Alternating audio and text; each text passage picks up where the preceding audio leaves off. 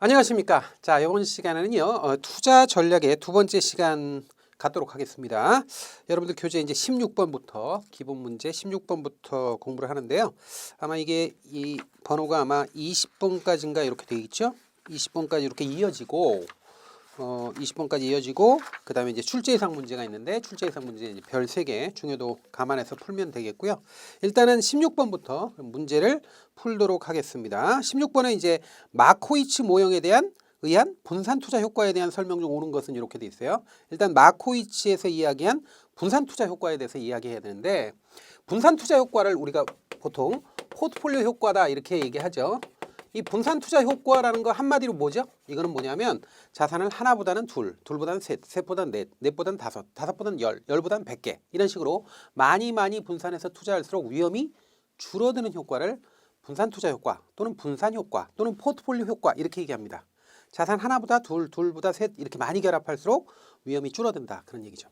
자, 그런데 여기서 우리가 주목해야 될 게 있어요.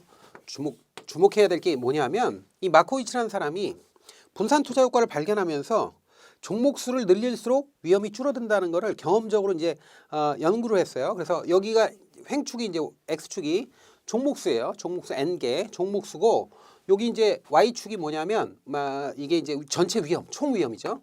총 위험이라고 했을 때 종목수를 하나보다 둘, 둘보다 셋 이렇게 종목수를 많이 늘리면 늘릴수록 어떻게 돼요? 위험이 줄더라 이거예요. 이걸 분산 효과라고 그래요. 위험이 줄는데 문제는 어느 정도 수준이 되면 더 이상 줄지 않고 더 이상 줄어들지 않은 수준이 있더라 이거죠. 그래서 그걸 자세히 연구를 해보니까 아무리 종목수를 늘려서 분산 투자를 하더라도 이렇게 투자 자산의 개수를 늘린다 하더라도 더 이상 줄지 않은 위험이 발견이 되는데 그 위험을 이 사람은 이제 뭐라고 그러냐면 체계적 위험이다 이렇게 얘기했어요. 그래서 이걸 시스테믹 리스크 이렇게 얘기했어요. 시스테믹 리스크다. 뭐 SR이라고 해보죠. 그래서 체계적 위험 이렇게 얘기했습니다. 이 체계적 위험은 이건 시장의 힘에 의해서 야기되는 위험이에요. 시장이 가지고 있는 본래의 특성에 의해서 야기되는 위험이기 때문에 아무리 분산 투자한다 하더라도 피할 수가 없다 이런 겁니다. 그러니까 줄어들지 않는다. 제거가 되지 않는다. 분산불능이다 이런 표현을 씁니다. 분산불능 위험, 제거할 수 없는 위험, 피할 수 없는 위험, 체계적 위험, 시스테믹 리스크, 시장 위험 다 같은 거죠. 자, 그런데 종목수를 늘려서 분산 투자하면 할수록 줄어드는 위험도 있는데 그 위험을 요만큼을 위험을 우리는 뭐라고 그러냐면 이걸 우리가 비체계적 위험이다 이렇게 얘기하는 거죠. 비체계적 위험이다. 그래서 unsystematic risk다 이렇게 얘기합니다. 그래서 이건 systematic risk, 이건 unsystematic risk, 비체계적 위험 이렇게 얘기하는데 비체계적 위험은 기업 고유의 특성이라든지 개별 자산의 특성에 의해서 나타나는 위험이기 때문에 이건 분산 투자하면 위험이 상쇄돼서 없어져서 이건 피할 수 있는 위험이고 제거가 가는 위험입니다. 자, 그러면 많이 종목수를 결합할수록 결국 위험은 어디에 수렴하냐면 체계적 위험에 수렴하는 거예요. 위험이 제로가 되진 않아요. 분산 투자한다고 해서 위험이 제로가 되진 않습니다. 제로가 되진 않고 어디에 근접하느냐? 체계적 위험에 근접해요. 그런데 우리 본문에 뭐라고 그랬냐면 체계적 위험을 이렇게 표현할 수 있어요. 공분산의 그러니까 개별 자산들 그 자산 결합하잖아요. 그러면 결합한 자산들의 공분산 값이 있을 거 아니에요. 그 공분산의 평균값에 근접한다 이렇게 표현할 수도 있어요. 사실 이게 엄밀하게 완전히 똑같다 이렇게 못해도 거의 같은 내용입니다. 그래서 체계적 위험이란 결국 공분산의 평균값이다 이렇게도 얘기할 수 있거든요. 좀 어려운 표현이지만 여러분들이 공분산 매트릭스를 직접 짜가면서 하는 게 아니니까 우리가 그렇게까지 공부할 필요는 없으니까 거기까지 신경 쓸 필요 없습니다. 다만 체계적 위험은 결국 공분산의 평균값 수준이 될 것이다 이렇게 생각하시면 되는 거죠. 자, 다시 한번 정리하죠.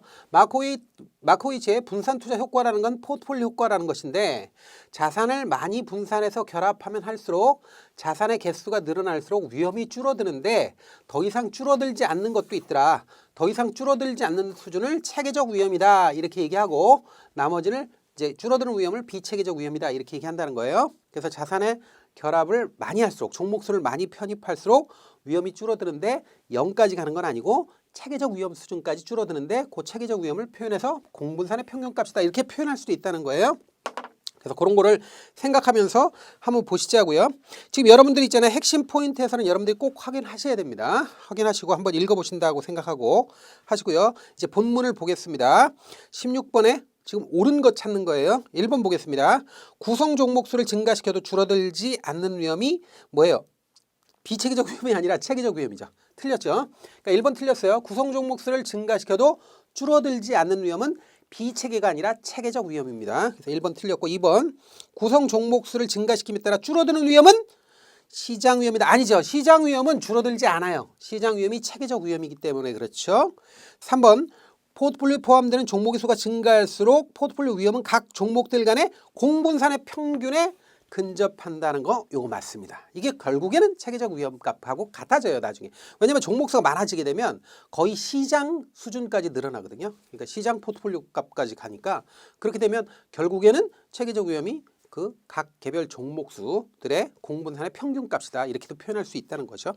그다음에 4번 포트폴리오에 포함되는 종목의 수가 감소할수록 개별 종목의 위험이 포트폴리오에 위험에 미칠 영향은 감소한다. 이게 좀 어려운 표현이지만 이게 틀렸어요.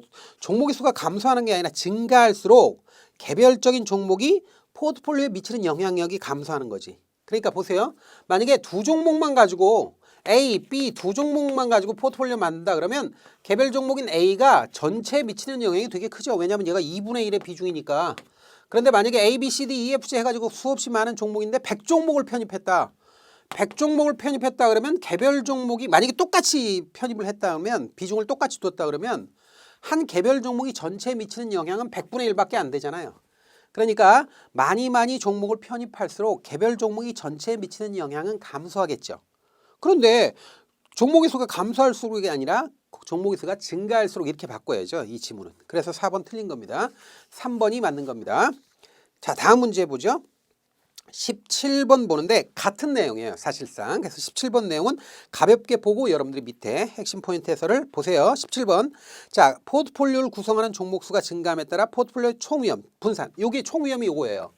요 값이고 총위험을 표현할 때 자, 시그마 제곱으로 분산으로 표현할 수도 있고 시그마 즉 표준 편차로 표현할 수도 있어요. 그래서 이건 이제 통계값을 어떤 걸 쓰느냐에 따라 다른 거예요. 만약에 예를 들어서 뭐 이렇게 총 위험을 이렇게 시그마 즉 표준 편차로 표현한다면 시그마 값은 체계적 위험인 베타에 잔차 위험, 그 기업 고유 위험이 더해진 것이다. 그러니까 사실 이거는 뭐냐면 비체계적 위험이나 마찬가지거든요. 근데 어쨌든 아주 단순하면 이렇게 표현할 수 있는데 어쨌든 전체 위험을 총 위험을 이렇게 시그마나 아니면 시그마 제곱인 분산으로 표현할 수도 있습니다. 어쨌든 이게 어디에 수렴하는가 이렇게 봤는데 잘 보세요. 아무리 분산 투자하더라도 자 분산 투자를 하더라도 위험이 줄긴 주는데 어디까지 0이 될 수는 없고 어디까지 줄 수 있어요. 최소한 체계적 위험까지는 줄 수 있죠. 그래서 결국 종목 수를 늘려가지고 증감에 따라 줄어드는 위험은 체계적 위험에 수렴하는 겁니다. 0은 아니에요. 그래서 3번이 답입니다. 자, 나머지 읽어보시면 되겠고요. 자, 그 다음에 18번 봅니다. 블랙 리터만 자산 배분 모델에 대한 설명 중 잘못된 것. 여기 블랙 리터만 모델에 대해서 지금 나오는데 이 블랙 리터만 모델은 우리 교재 자체에 제대로 표현도 안 돼 있어요. 내용이 거의 없다시피 해요. 그냥 가볍게 개괄적인 수준만 표현해 놨습니다. 그래서 개괄적인 수준에서 자산 배분 전략을 블랙 리터만 모델이라는 게 있다 정도 하고 그 특성만 보시면 돼요. 그래서 핵심 포인트 해설에 있는 내용만 확인해 보시면 되는데 세부적으로 할 필요 없어요. 왜? 우리 교재 자체에 세부적인 내용이 전혀 없어요. 그러니까 큰 틀만 살펴보면 되는데 일단 핵심 포인트 해설을 한번 확인해 보는 차원에서 보겠습니다. 여러분들이 주목해야 되는 내용만 볼게요. 1번 봅니다. 정의를 보시면 시장 포트폴리오에 내재된 균형 기대 수익률과 투자자들의 시장 전망 여기서 자 보세요. 시장 포트폴리오에 내재된 균형 기대 수익률이라는 거 체크해 놓고 1번 동그라미 1번 이렇게 해 놓으세요. 시장 포트폴리오를 우리가 재무 이론에서 M이라고 그래요. 이 마켓 포트폴리오라고 해서 시장 포트폴리오 약자로 M이라고 하는데 이 시장 포트폴리오라고 하는 건 시장 전체를 대변할 수 있는 대표 지수를 얘기하는 거예요. 코스피 지수 같은 것이 현실적으로 그런 거죠. 그럼 여기에 내재되어 있는 균형 기대 수익률을 구한다는 거예요. 그러니까 우리가 포트폴리오를 짤 때 보통 투자자의 뭐 기대 수익률이라는 이런 거를 짜내게 이게 도출하게 되는데 이게 조금 불안정성이 크단 말이에요. 그렇기 때문에 블랙 리터만 모델에서는 객관적인 기준으로서 자, 시장 포트폴리오라고 하는 시장 지수에 내재되어 있는 균형 기대 수익률, 그러니까 시장의 평균 수익률을 구한다는 거예요. 이건 구하기가 비교적 쉬우니까. 그다음에 두 번째는 뭐냐면 투자자의 앞으로의 시장 전망 있죠. 투자자의 시장 전망. 시장 전망 요 두 개를 뽑아내서 요걸 결합해서 요걸 활용해서 그래서 이제 최적 포트폴리오를 구해내는 게 블랙 리터만 모델의 핵심입니다. 자, 그래서 두 가지가 핵심이에요. 시장 포트폴리오에 내재된 균형 수익률과 균형 기대 수익률과 그다음에 투자자의 시장 전망 두 개를 결합한다. 그다음에 이제 균형 기대 수익률은 그래서 어떻게 돼요? 이게 투자자가 특별한 시장 전망을 가지지 않을 경우 균형 기대 수익률은 뭐예요? 시장 안에 있는 모든 자산들을 시가총액 비율대로 다 편입한 포트폴리오의 수익률이다. 이렇게 얘기할 수 있는 거죠. 뭐 그래서 그런 내용이고요. 그다음에 최적 투자 비중의 산출 뭐 이런 거 그냥 읽어보시고 장단점이나 장점이나 한계 같은 것도 한번 읽어보시는 정도로 끝내시기 바랍니다. 우리가 블랙 리터만 모델은 겉만 잔뜩 줬을 뿐이지 내용이 별로 없습니다. 그래서 아주 중요한 내용만 보시고요. 시험에 출연할 것 같은 것들을 문제를 통해서 익혀놓으면 됩니다. 18번 봅니다. 자, 잘못된 거 고르는 거예요. 제가 디렉션을 읽었으니까 지문으로 선택지 바로 갑니다. 1번. 투자자의 시장 전망을 자산 배분 모델에 반영하여 자산 배분 시행하는 모델이다. 그렇죠. 시장 전망 반영하죠. 맞습니다. 그러니까 두 가지를 반영한다고요. 시장 포트폴리오에 내재된 균형 기대 수익률. 균형 기대 수익률. 요거를 시장 포트폴리오에 내재된 균형 기대 수익률이다. 뭐 이렇게 얘기하는 거예요. 그 다음에 2번 블랙 리터만 모형에서는 먼저 투자자의 기대 수익률을 추정한다. 이거 아니에요. 딱 두 개의 정보만 필요해요. 투자자의 기대 수익률은 필요 없어요. 필요 없고 그냥 두 개예요. 시장 포트폴리오에 내재된 균형 기대 수익률과 투자자의 시장 전망 두 가지만 반영합니다. 그래서 틀렸습니다. 2번이 답이고요. 3번 평균 분산 모델의 최대 문제점이 극단적인 자산 배분의 비중 문제를 해결했다고 봅니다. 그러니까 그게 장점에 들어가 있고요. 네 번째 투자자의 장기 전망을 반영하여 자산 배분 비중을 조절할 수 있어 모델의 유연성을 확보하였다는 것도 맞습니다. 그래서 지금 2번이 정답이에요. 나머지 뭐 3번, 4번 같은 지문은 그렇게 중요한 지문은 아니에요. 물론 한번 읽어보실 정도면 되긴 하는 겁니다. 자, 다음 문제 보죠. 19번, 20번 문제 이어지는데요. 19번, 20번 문제는 교재에 새로 추가된 ESG 투자와 관련되는 문제입니다. 그런데 제가 이제 수업 시간에도 그런 말씀을 드리지만 ESG 투자에 대한 내용은 우리 기본 교재에 정식으로 목차를 따가지고 들어간 게 아니에요. 정식으로 목차를 추가해서 정식 목차를 부여하고 번호를 따가지고 들어간 게 아니라 참고문헌 형태로 해가지고 그냥 참고자료 형태로 해가지고 그냥 중간에 삽입되는 형태라 그게 비중이 어떻게 될지는 아무도 모릅니다. 시험에 어떤 비중이 될지는 잘 모르는 거죠. 이게 이제 시험이 오랫동안 그래도 꽤 많이 시행이 돼야 그 다음에야 이제 어느 정도 수준으로 나오는지 그걸 확인할 수 있는 것이고 지금 교재에 참고자료 수준으로 돼 있는 것을 어떻게 반영할지는 잘 모르는 겁니다. 근데 이제 비중이 높지는 않을 거라고 보고요. 그리고 우리 기본 교재에 나와 있는 수준이 이 참고문헌 형태로 그냥 들어간 형태 또는 참고자료 형태로 들어가서 좀 정신없이 들어가 있는 형태거든요. 그래서 이제 독서자료 형태 말 그대로. 그래서 그런 정도 수준이니까 그거 발췌해서 요약한 지금 핵심 포인트 해설 내용 정도 수준으로 그냥 해놓으시면 될 것 같다. 그런 생각이 들어요. 일단 19번의 내용은 19번의 핵심 포인트 해설에 대한 내용부터 먼저 보셔야 되겠는데 핵심 포인트 해설에서 다루고 있는 거는 바로 ESG 투자. ESG라는 게 뭐죠? E가 environment니까 환경, 그 다음에 social, 그 다음에 이게 governance니까 지배구조예요. 그러니까 환경과 사회와 지배구조 측면에서 건강한 그런 기업에 투자해서 그래서 앞으로 ESG 경영을 점차 확대해서 결국 우리 지구촌 전체가 기업 활동이나 영업 활동 자체가 ESG를 추구하는 그래서 지속 가능한 투자와 개발이 일어나도록 선순환 구조를 짜는 그런 경제 구조를 만들자는 그런 취지에서 만들어진 투자입니다. 이게 점점 강화되고 있어요. 점점 강화되고 있는데 환경 면에서 이게 뭐예요? 친환경적이고 그다음에 사회 책임을 다하고 또는 윤리를 다하고 그다음에 지배 구조가 민주적이고 절차가 투명한 그런 지배 구조를 지향하는 그런 경영을 하는 기업에 투자하자. 그러면 그런 투자를 ESG 투자라고도 하지만 다른 말로 뭐라고 그래요? 지속 가능한 투자라고도 하고요. 또 책임 투자라고도 해요. 책임 투자. 우리나라에서는 책임 투자라는 말을 많이 썼습니다. 그전에는 SRI라고 했어요. SRI. 길게. 그래서 이게 뭐라고 그러죠? Social Responsibility Investment 그래가지고 사회 책임 투자 이렇게 얘기했는데 요즘은 그냥 책임 투자 이렇게 얘기합니다. 그리고 그전에는 좀 MMO였잖아요. SRI 뭐 이러면 MMO 했는데 그냥 지금은 이제 ESG라고 해서 목표를 딱 정해요. 타겟을 정해서 환경이나 사회나 지배구조 측면에서 이러해야 된다 하는 거를 범주화시켜서 7개의 카테고리로 범주화시켰죠. 그게 우리 이니셔티브에서 그래서 요 7개의 카테고리로 나눈데 한 군데 이상이라도 투자를 하면 하나의 카테고리 형태 이상으로만 투자를 하면 ESG 투자다. 또는 책임 투자다 이렇게 인정해 주는 구조가 됐습니다. 그래서 이 ESG 투자에 대한 개괄적인 내용이 19번과 하단에 있는 핵심 포인트 해설의 내용이에요. 그 내용을 한번 보죠. 지금 1번 보면 ESG 기본 개념과 대두 배경이 있죠. 거기 보시면 1번에 기존 재무정보에 포함되지 않았나 이렇게 돼 있어요. 근데 여러분들 보세요.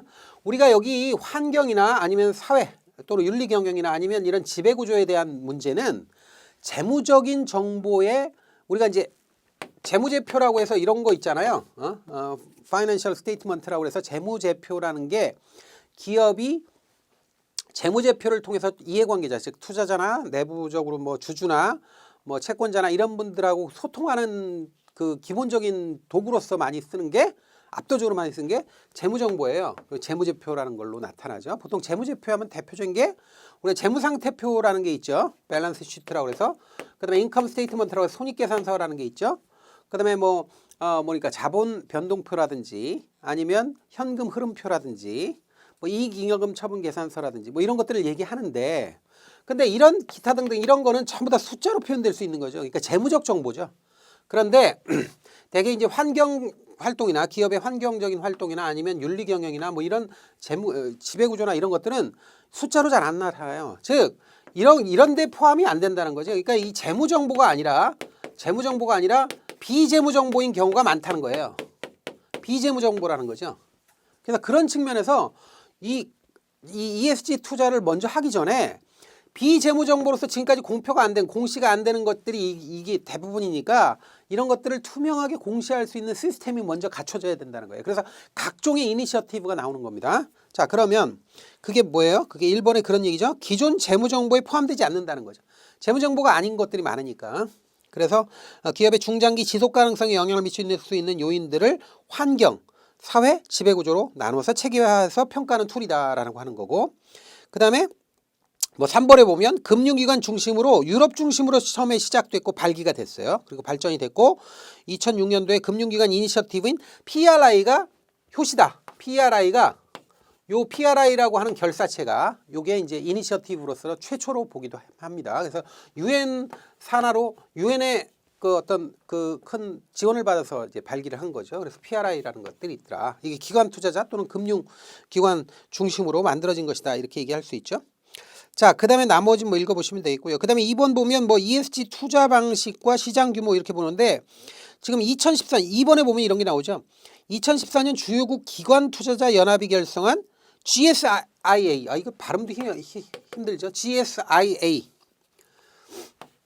이런 기구가 있어요. 뭐 글로벌 서스테이너블 뭐 인베스트먼트 어소시에이션. 그러니까 이게 뭡니까? 그 글로벌 지구적인 뭐 세계적인 국제적인 뭐 이게 서스테이너블이니까 뭐예요? 지속 가능한 인베스트먼트 투자 연합 어소시에이션이니까 연합. 그러면 뭐예요? 뭐 지구적 뭐 지속 가능 투자 연합 뭐 이렇게 얘기할 수 있나요? 근데 그렇게 얘기하는 사람은 없고요. 그냥 GSI라고 그럽니다. 그래서 이런 기구가 만들어져서 이게 기관 투자자들 중심의 이 기구가 사실 기관 투자자라고 하면 거의 대부분이 이제 금융기관이 주축이 된 거죠. 그리고 아니면 기관 투자자면 뭐 큰 그 유보금 같은 걸 굴리는 그런 뭐 연기금이나 유보금을 굴리면 연기금은 아니지만 어쨌든 그런 큰 기업이나 뭐 이런 데서 이제 주축을 한다 이거죠. 근데 거의 대부분 이제 금융기관입니다. 그래서 금융기관 쪽에 이제 기관 투자자들이 모여서 만드는 것이 GSIA인데 여기서 이제 ESG 투자 방식을 7가지로 범주화했어요. 그 7가지로 범주한 것 중에 한 가지 이상이라도 투자를 하면 책임 투자로 보는 거예요. 그래서 그 아래 보면 7가지 중 하나 이상의 투자 기준을 적용하고 있는 펀드가 책임 투자 펀드다. 그래서 그런 걸 책임 투자로 본다라는 거 알아놓으시고요. 나머지 뭐 7개의 범주를 이렇게 분류해 놨는데 기본서에는 있죠. 근데 기본서에 있는 내용도 사실 복잡하죠. 한번 보시고요. 그 다음에 이제 ESG 워싱이라는 게 있죠. 이게 워싱이라는 거는 뭐예요? 세탁. 그러니까 가짜로 이제 ESG 경영하는 척 한다 이거죠. 그래서 이제 그런 거에 좀 주의해서 이게 마케팅 활동인지 진짜로 ESG 활동인지 그런 걸 좀 상세하게 살필 여지가 있다라는 거 생각하면서 읽어보시면 되겠고요. 그래서 이제 19번의 내용이 사실 그런 데에서 이제 주목해서 낸 것이다라는 거고 20번으로 바로 가죠. 그냥 20번도 같이 보죠. 20번의 내용은 뭐냐면 ESG 경영이나 ESG 투자라고 하는 게 완전히 세팅이 안 됐어요. 완전히 뭐 절차라든지 아니면 그 시스템이라든지 완전히 이게 확립이 안 된 상태이기 때문에 ESG 투자나 경영이라고 하는 것에 대한 어떤 기준이 전 세계적으로 단일한 기준이 아니기 때문에 여러 개의 지향성을 이렇게 주창하는 그런 여러 개의 결사체들이 나오는데 이걸 이니셔티브라고 한다는 거죠. 그래서 우리 교재에서는 다른 거 다 필요 없고요. 핵심 포인트 해설 20번 하단에 보면 그 ESG 주요 글로벌 이니셔티브가 있어요. 근데 그게 지금 우리 교재에서 지금 기본서에 8개가 소개가 되고 있거든요.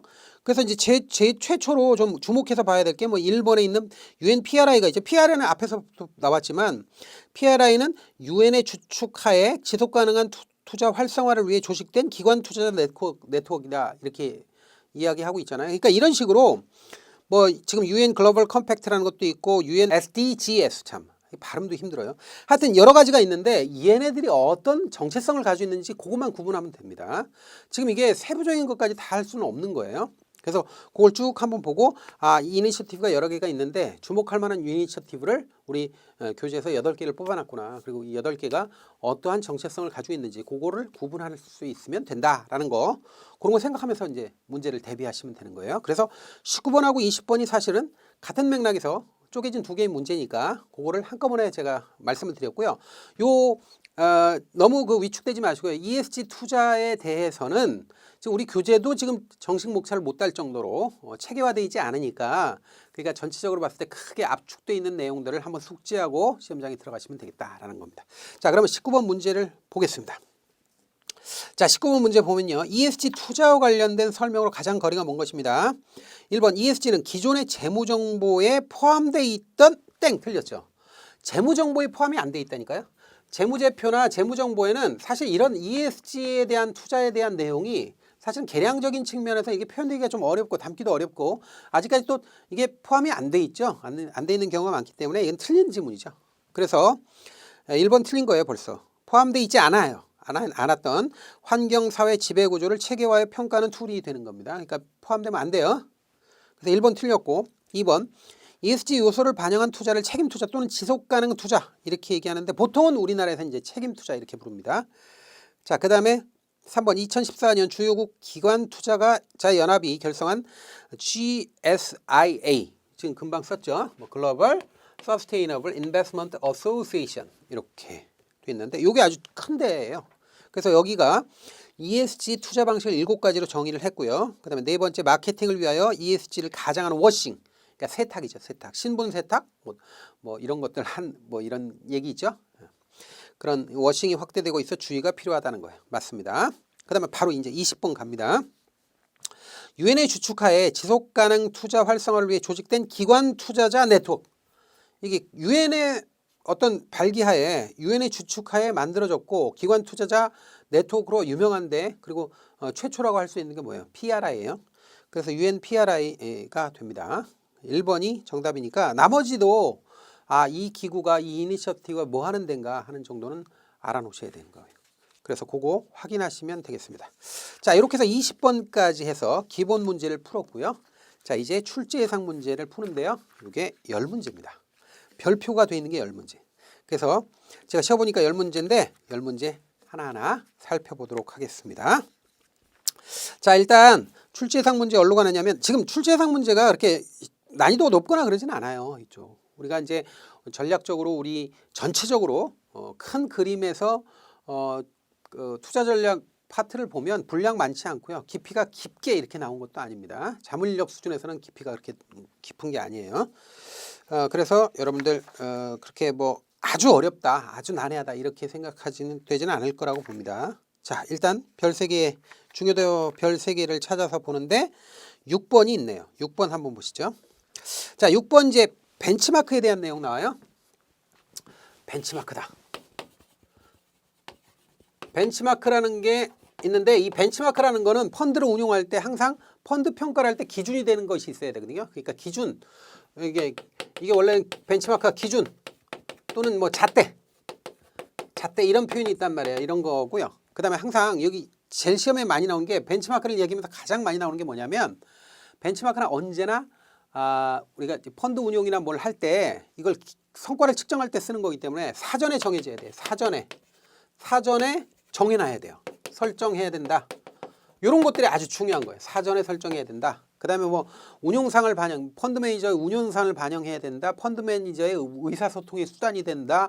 뭐 가이드라인이 된다. 뭐 이런 식의 얘기가 나오는데 그런 거는 뭐 암기는 아니고 한번 읽어보면 대충 그렇겠구나 이렇게 하고 넘어가시면 돼요. 근데 가장 중요한 게 이 벤치마크가 사전에 설정돼야 된다는 거, 운용 이전에 명확하게 설정이 돼야 된다는 거, 이건 굉장히 중요한 거니까 알아놓으셔야 돼요. 자, 그래서 1번 보세요. 잘못된 거 고르는 건데 1번. 자, 자산 집단에 대한 투자 성과를 측정하기 위해 운용 직후 이게 틀린 거예요. 항상 사전에 설정돼야 돼요. 그리고 운용 직후가 아니라 운용 이전에 설정되어야 한다. 이렇게 나와야 돼요. 그래서 1번이 답입니다. 2번 벤치마크의 운용 성과를 운용자, 즉 펀드 매니저가 추적하는 게 가능해야 돼요. 당연히 그렇죠. 2번 맞고요. 3번 자산 집단의 위험과 성과와 위험을 잘 표현할 수 있는 다른 지수를 별도로 만들어 벤치마크로 사용할 수도 있어요. 뭐 벤치마크는 이렇게 여러 개 조합해서 만들 수 있습니다.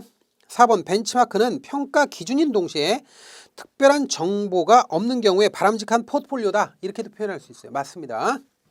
자, 그래서 1번이 정답입니다. 되게 벤치마크를 시험에 내면서 다른 거를 지문으로 틀리게 하는 경우는 거의 없어요. 되게 보면 아주 지당한 것들이 많이 틀리게 답으로 뜨죠. 이렇게 벤치마크라고 하는 건 사전에 설정돼야지 사후에 운용 이후에 설정해서는 안 된다는 거, 이런 것들이 중요한 내용이기 때문에 이런 것들을 틀리게 하는 것입니다. 한번 보시고요. 8번입니다. 기대 수익률을 측정하는 방법. 야, 이건 암기하는 거네요.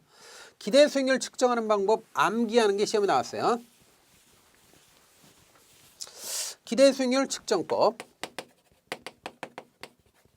기대 수익률 측정하는 방법 우리 교재에서 4개 나오죠. 하나, 둘, 셋, 넷.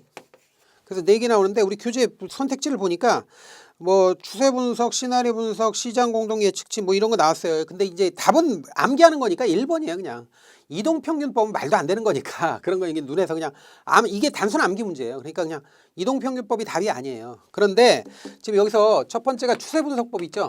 그러니까 이거 외워야 돼요. 추세 분석법 있고 그 다음에 시나리오 분석법 있어요. 시나리오 분석법 있고 그리고 우리 교재에 아마 이게 펀더멘털 분석법이 3번째인가 있을 거예요. 펀더멘털 분석법. 그 다음에 마지막이 뭐예요? 시장 공동 예측치. 시장 공동 또는 공통이라고 해도 돼요. 예측치 사용법. 요건데 여기서요 주로 시나리오 분석법이 시험에 내는 거예요. 시나리오 분석법은 계산 문제로 나오는 게 그게 9번이에요. 그 아래에 있는 문제예요. 그러니까 이 시나리오 분석법은 거의 대부분 어떻게 돼요? 이거는 그냥 계산 문제로 간단하게 내는 거죠. 그러니까 우리 시험이 계산 문제 별로 안 나와요. 별로 안 나오는데 많이 없어요. 많이 없는데 기대 수익률을 낸다 그러면 시나리오 분석법을 내는 거예요. 다른 거는 낼 게 별로 없어요. 추세 분석법은 과거의 추세를 기초로 해서 앞으로 그 추세가 계속 나타날 것이라고 가정하고 기대 수익률을 구하는 거예요. 근데 그거를 계산 문제로 낼 수 있는 방법이 없어요. 별로. 그래서 그런 의미만 알면 되고 펀더멘탈 분석법은 낼 수 있어요. 이건 낼 수는 있는데 그 낼 정도로 이렇게 상세하게 사례나 이런 걸 잘 안 해놨어요. 기본서에서.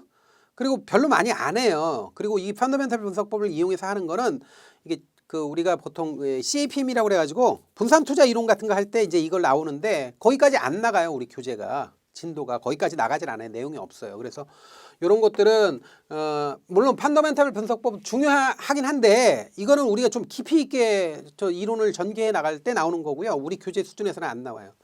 그리고 시나리오 분석법은 이제 나오는 거죠. 시나리오 분석법은 뭐냐면 앞으로 펼쳐질 경제 상황을 시나리오별로 앞으로 경제가 뭐 앞으로 호황일 것 같다, 호경기일 것 같다, 호황일 것 같다, 보통일 것 같다, 불황일 것 같다, 이런 식으로 시나리오를 이렇게 정해놓은 다음에 여기다가 확률값을 예측치를 이렇게 확률값을 정해놓는 거죠. 호황일 확률은 뭐 예를 들어서 뭐 30%일 것 같다, 보통일 확률은 40%일 것 같다, 불황일 확률은 30%일 것 같다, 이런 식으로 확률값을 주고 거기에 맞춰서 호황일 때 얻을 수 있는 예상 기대 수익률 또는 기대값을 뭐 이게 뭐 호황일 때는 한 20% 수익 나올 것 같다. 보통일 경우에는 뭐 10% 나올 것 같다. 불황일 경우에 뭐 5% 나올 것 같다. 이런 식으로 하는 거예요. 어? 지금 이렇게 하면 이거 어떻게 해서 그 답을 내느냐? 이건 가중평균이잖아요. 그러니까 얘네들을 전부 다 곱한 다음에 싹 다 더하면 되는 거지 이렇게. 어? 그러면 여기서 3, 2, 6% 맞죠? 3, 2, 6.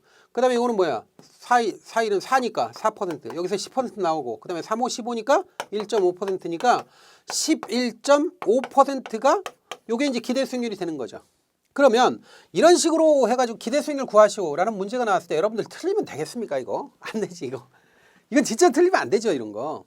그 밑에 문제가 그 9번 문제가 그거라고요. 계속 이어지는 게 그런 문제란 말이에요 다.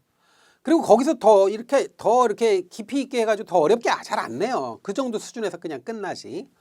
그래서 이런 거는 결국 일반식으로 쓰면 결국 각각의 확률값에 각각의 기대값을 곱한 상태에서 이 값들을 다 더하는 거죠. 그러니까 일반식이 이거란 말이에요 이거. 어? 그래서 뭐 이 개수는 뭐 정해지는 거니까 뭐 개수는 몇 개냐 뭐 이런 거는 뭐 중요한 게 아니고 이게 일반식이에요 그냥. 그래서 PIRI 어? 이게 일반식이라고. 근데 이 일반식은 외울 필요 없는 거예요. 이게 시나리오 분석법의 실체예요. 별거 아니죠.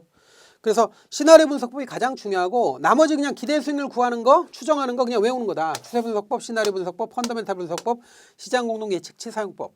이걸로 끝이고 지금 이 8번에서 이동평균법 같은 건 아예 없으니까 그런 거는 이제 솎아내면 되는 겁니다. 답이 되는 거죠. 9번이 그거죠. 9번 보세요. 9번 다음 미래 수익률 확률 분포를 보고 구한 A 주식과 B 주식의 기대 수익률로 옳은 것은 A만 구해보겠습니다. A 주식만 구해볼게요. A 주식 확률을 줬어요. PI 확률은 뭐냐면 각각 호황, 정상, 불황. 괜히 지웠네. 호황, 정상, 불황 이렇게 해놓고 각각 확률값을 30, 40, 30 그것도 똑같네. 30, 40, 30 이렇게 줬어요. 그 다음에 각각 기대값을 A 주식만 구해보겠습니다. 115 마이너스 70 100% 15% 마이너스 70 이렇게. 그러면 이거 손으로 그냥 각각의 확률값을 각각의 기대값으로 곱한 다음에 다 더하는 거 아니에요 그냥. 그러니까 이거 곱해서 더하면 되는 거죠. 그러면 이건 뭐예요? 30 이거 30이니까 그 다음에 이건 뭐예요? 4일은 4에다 4, 5, 20이니까 6% 나오네요. 근데 얘는 뭐예요? 37은 21인데 마이너스잖아. 그러니까 마이너스 21%. 그죠? 그럼 두 개 더하면 36%? 36%에다가 21 빼면 36 마이너스 21. 그러니까 15. 이렇게 돼서 15%가 A 주식의 기대 수익률이네요. 그죠? 그러니까 B 주식도 같은 요령으로 구하면 되는 거죠. 그러니까 이런 거는 여러분들 절대 어렵게 생각하시면 안 됩니다. 그래서 연습하고 그냥 바로 가서 너 기다렸다, 너 잘 만났다 그래서 바로 풀어야 돼요. 만약에 시험에 나오면. 근데 이거보다 약간 더 어렵게 나올 수는 있는데 그건 그렇게 많지 않습니다. 그런 거는. 그러니까 너무 그런 거 신경 많이 쓰실 필요 없어요. 그러니까 뭐 다음 문제 같은 경우에 다음 문제 뭐 이 계산 문제가 조금씩 나오는데 계산 문제는 너무 여러분들 신경 쓰지 마세요. 그냥 연습한다 이런 생각을 하시고요. 주로 나오는 것들은 되게 이런 기대 수익률이나 이런 것들 위주로 나오니까 조금 어렵게 여러분들 좀 당황시킬 필요도 있어서 어느 뭐 회사의 교재나 조금 어렵게 내는 문제가 있을 수 있어요. 근데 그거는 전체적으로 봤을 때 실제 시험을 대표하지는 않습니다. 물론 실제 시험에서도 어려운 문제가 나올 수는 있는데 계산 문제 어려운 거 한 문제 못 풀었다고 해서 여러분 떨어지거나 그러지는 절대 않습니다. 그러니까 너무 계산 문제 너무 이렇게 겁을 내거나 그러실 필요 전혀 없습니다. 전혀 없으니까 생각하시고 9번 문제 그렇게 해서 푸세요. 자, 제가 답 안 알려드립니다. 푸셔야 돼 이런 거. 자, 그 다음 쭉 넘어가면 이제 14번 보세요. 14번. 자, 14번 보면 이런 게 나오죠. 포트폴리오의 최적 투자 결정 방법에 대한 설명으로 거리가 먼 것. 여러분 최적 투자 결정 방법 또는 최적 포트폴리오 구하는 거 요거 나오거든요. 요거에 대해서 이론적으로 알아놔야 되는데 우리가 분산 투자할 때 분산 투자의 목적이 뭐냐면 최적 포트폴리오를 만드는 거거든요. 근데 이 최적 포트폴리오 어떻게 만드는 거냐면 객관적 기준은 뭐냐면 일단 그 효율적 포트폴리오부터 구해야 돼요. 효율적 포트폴리오부터 구해야 돼요. 효율적 포트폴리오부터 구해야 되는데 이 효율적 포트폴리오를 어떻게 구하느냐면 평균 분산 기준 또는 평균 분산 지배 원리라고 해도 돼요. 지배 원리. 평균 분산 빼버리고 지배 원리라고 해도 아무 상관없습니다. 지배 원리. 지배 원리라는 거는 영어로 그냥 번역한 거예요. 도미넌스 프린시플. 그래서 도미넌스 프린시플이에요. 그래서 지배 원리다 이렇게 얘기하는데 지배 원리는 간단해. 지배 원리는 어떻게 하는 거냐면 두 개의 자산이 있다. 아주 단순화시켜서 포트폴리오를 단순화시켜서 두 개의 자산이 있다고 할 때 두 개의 자산이 이제 비교해서 어떤 걸 하나를 선택할 때 선택하는 원리인데 이건 뭐냐면 두 개의 자산이 수익률이 같다. 수익률이 동일하다. 같다. 그러면 위험이 작은 걸 선택하라. 위험이 작은 게 큰 걸 지배한다 그런 뜻이에요. 그 다음에 위험이 같으면 위험이 동일하다. 같다. 그러면 수익률이 큰 걸 선택하라. 수익률이 큰 걸 선택하라. 수익률이 큰 게 수익률이 작은 걸 지배한다. 그런 얘기예요. 그러니까 이걸 그림으로 이렇게 표현하면 이런 거죠. 여기 엄청나게 많은 포트폴리오들이 쭉 있는데 얘네들을 비교해서 선택할 때 어떻게 하냐면 여기가 위험이에요. 횡축이 위험이에요. 그 다음에 종축이 기대 수익률이라고 할 때 수익률이라고 할 때 같은 위험 수준에서 여러 개의 포트폴리오가 있는데 같은 위험 수준에서 항상 위험이 같으면 수익률이 큰 거, 가장 위에 있는 거, 수익률이 높은 거 이걸 선택하고 나머지는 전부 다 기각시키는 거예요. 기각. 투자하면 안 돼요. 근데 만약에 그 기준을 수익률을 기준으로 한다 그러면 같은 수익률 수준에서 여기가 수익률이니까 같은 수익률에서는 위험이 제일 작은 거, 위험이 제일 작아서 맨 왼쪽에 있는 위험이 제일 작은 거, 0에 가까운 거 요걸 선택하고 나머지는 전부 다 투자하면 안 돼요. 그래서 남는 거를 쭉 얘네들은 다 기각시키고 남는 걸 보면 요 남는 자산 포트폴리오를 우리가 효율적 포트폴리오라고 그래. 효율적 포트폴리오. 그럼 효율적 포트폴리오를 쭉 연결하면 이걸 뭐라고 그런다? 효율적 투자선, 효율적 전선, 효율적 프론티어라고 그래요. 이게 표현 방식이 되게 많아요. 효율적 투자 기회선, 효율적 투자선, 효율적 전선 뭐 되게 많아. 근데 이거는 사실 영어를 번역한 거죠. 그래서 영어로 뭐예요? efficient frontier라고 그래. frontier. efficient frontier가 효율적인 또는 능률적인 프론트가 전선 앞에 있다. 프론트가 호텔 가면 프론트가 맨 앞에 있잖아요. 그 프론트가 전 앞에 있다 이거예요. 그래서 효율적 전선 이게 앞전자예요. 앞전자. 그래서 전선 앞전자. 그러니까 맨 앞에 있는 선이다 이거예요.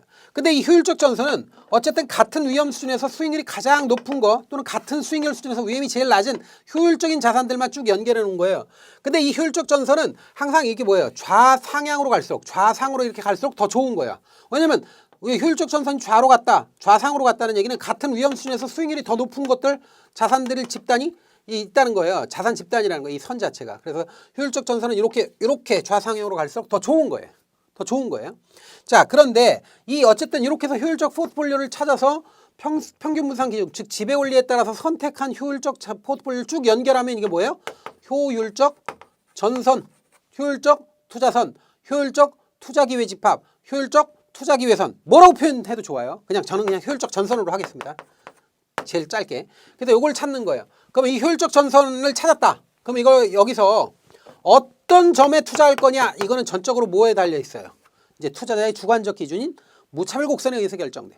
그래서 무차별 곡선에 의해서 결정되는데 이때 무차별 곡선이라고 하는 거는 요거는 투자자의 효용 곡선이라고 해도 돼요.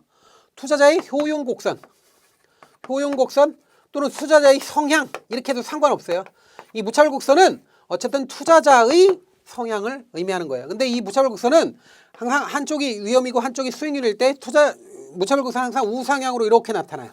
우상향으로 이렇게 나타나요. 우상향으로 이렇게 나타나는데 이때 무차별 곡선의 어떤 특성이나 이런 것들은 뭐 여기서는 그렇게 중요하진 않아요. 중요한 건 이거예요.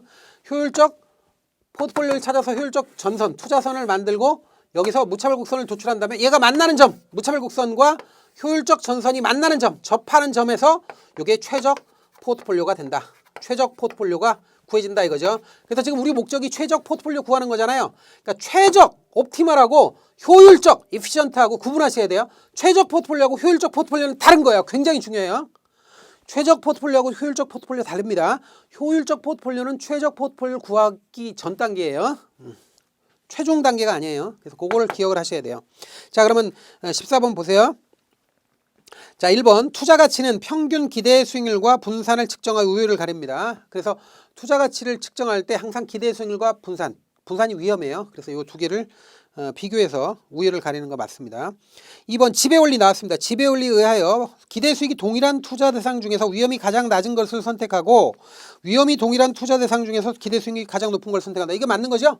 그래서 이 지배원리라고 하는 게 뭐다? 수익률이 같으면 위험이 작은 것, 위험이 같으면 수익률이 큰 걸 선택한다는 얘기가 그 얘기입니다. 같은 얘기고요. 3번 지배원리를 충족하여 선택된 증권을 최적 증권이 아니에요. 지배원리에 의해서 선택된 것을 지배원리에 의해서 선택된 것은 요거는 뭐야? 효율적 포트폴리오지.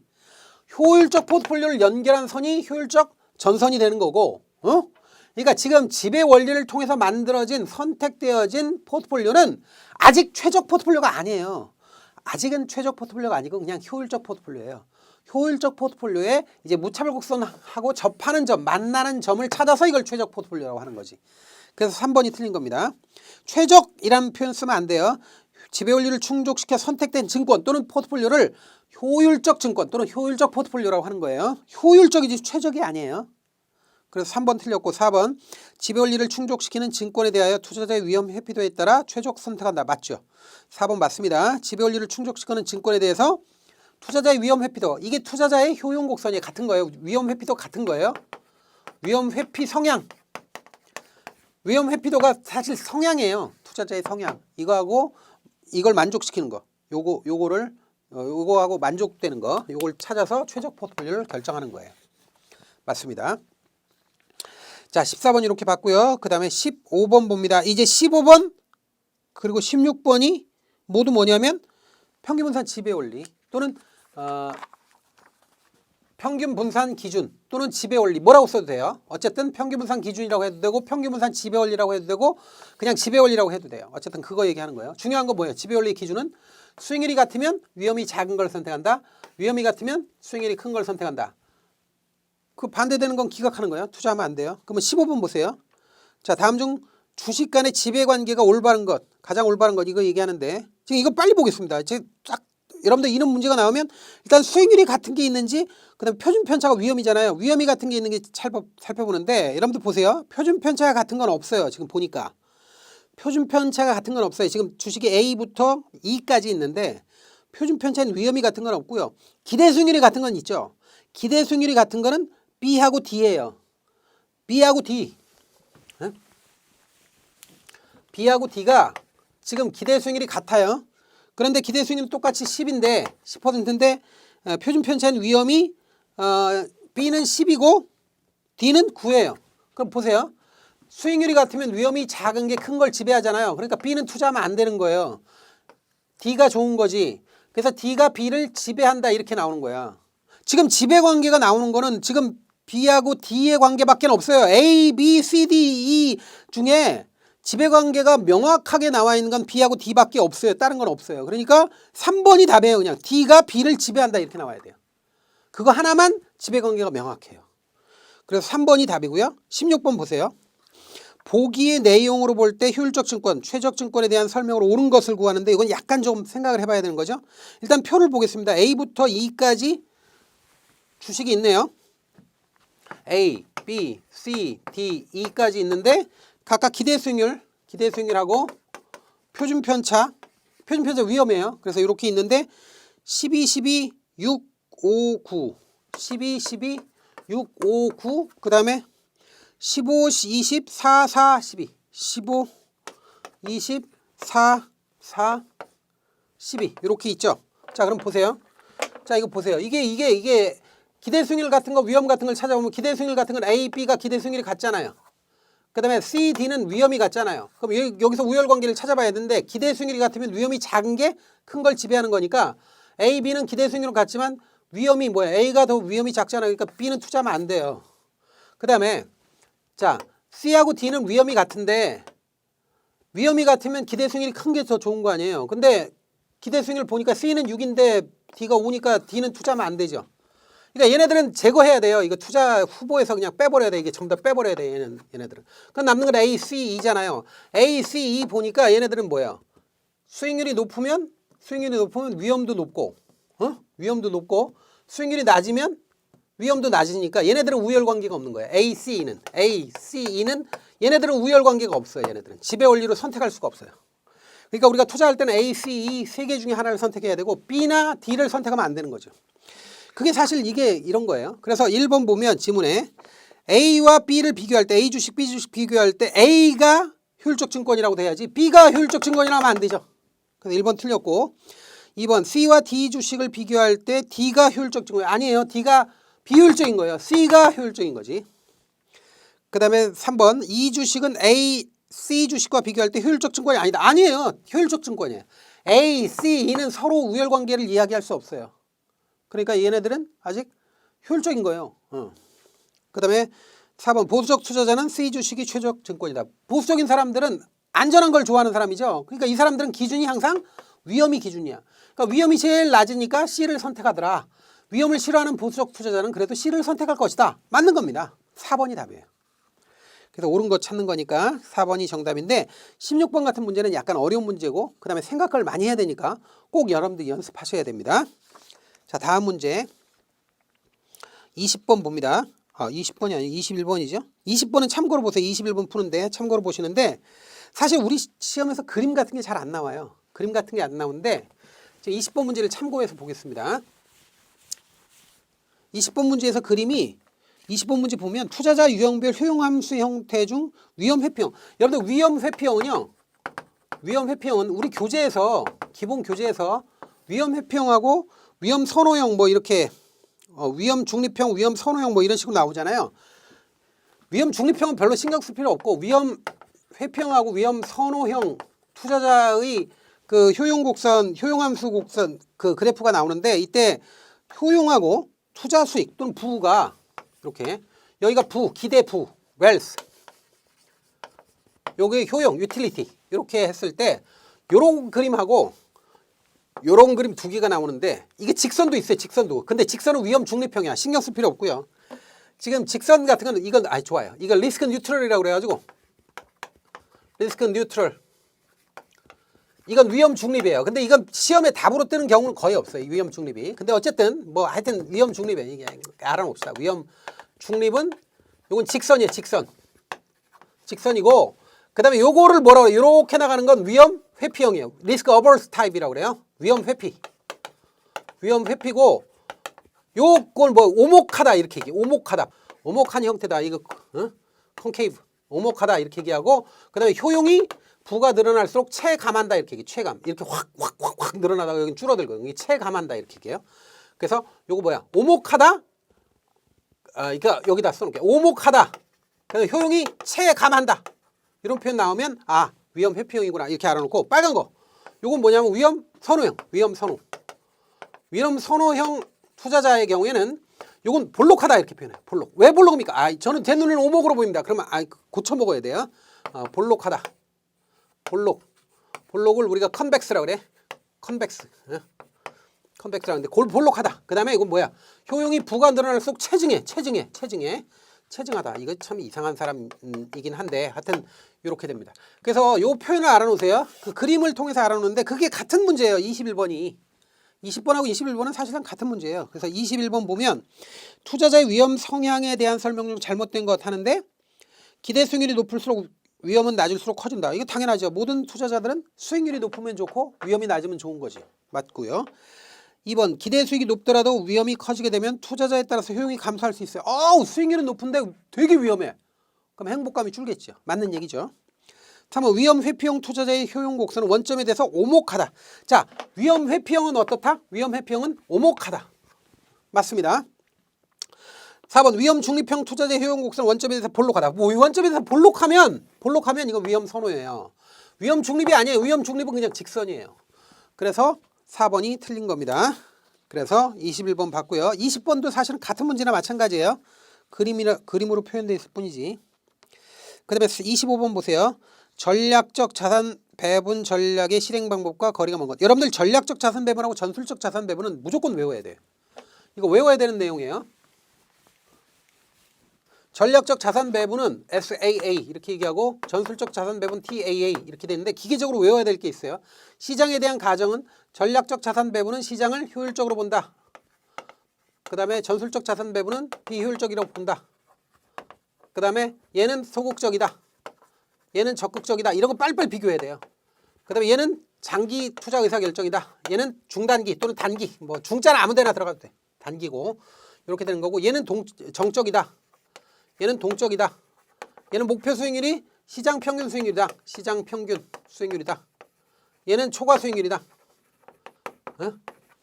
뭐 그다음에 뭐예요? 뭐 실행 방법이 어떤 게 있다. 실행 방법에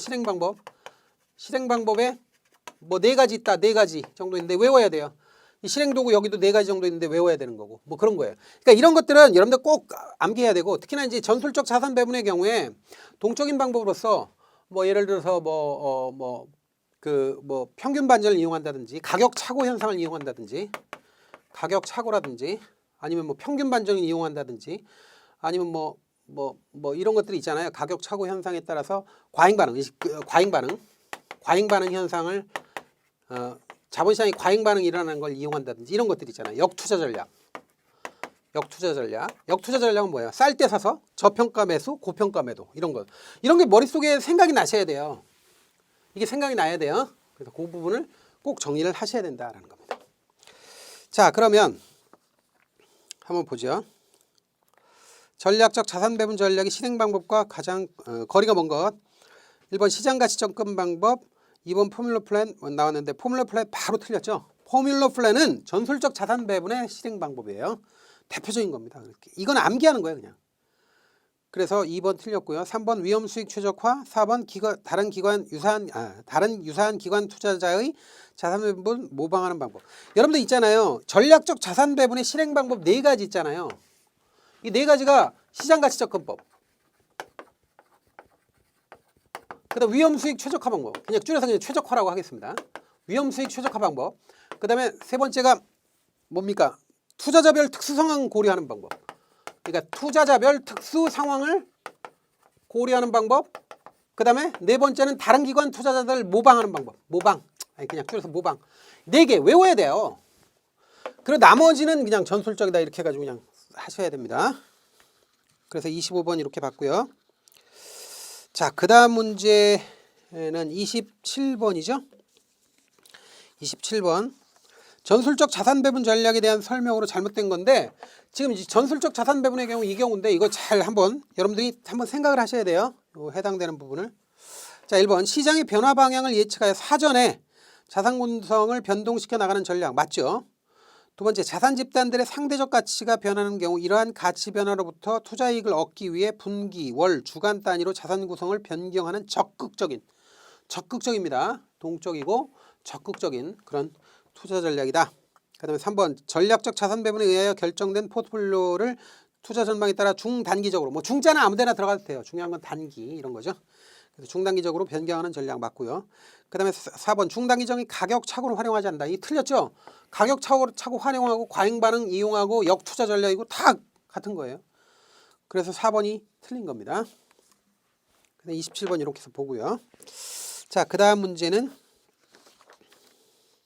쭉 넘어가다 보니까 36번이 있네요. 36번. 자, ESG 요소를 반영한 책임 투자에 관한 설명으로 가장 거리가 먼 것 한번 보죠. 1번, 향후 ESG 분류 체계 수립 및 금융기관의 ESG 상품에 대한 공시의 강화가 예상되는 거예요. 맞습니다. 두 번째, 국내에서 환경 외 ESG 정보 공시 기준 수립 및 투자 관련 정보 공시 등의 제도와는 구체화되지 않은 상태. 아직 구체적이지 않습니다. 제도가 확립되어 있지 않은 상태라는 거죠.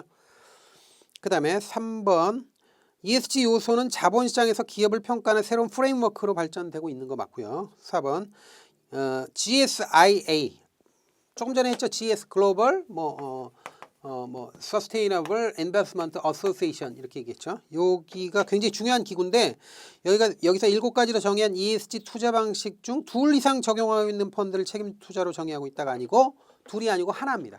하나 이상을 적용하면 된다 하는 겁니다. 그래서 4번이 틀렸습니다. 자, 이렇게 해서 36번까지 봤습니다. 투자 전략 이렇게 해서 문제 풀어봤고요. 나머지 제가 안 푼 거 여러분들 난이도가 그렇게 높지 않으니까 여러분들 꼭 정리를 하시기 바랍니다. 수고하셨습니다.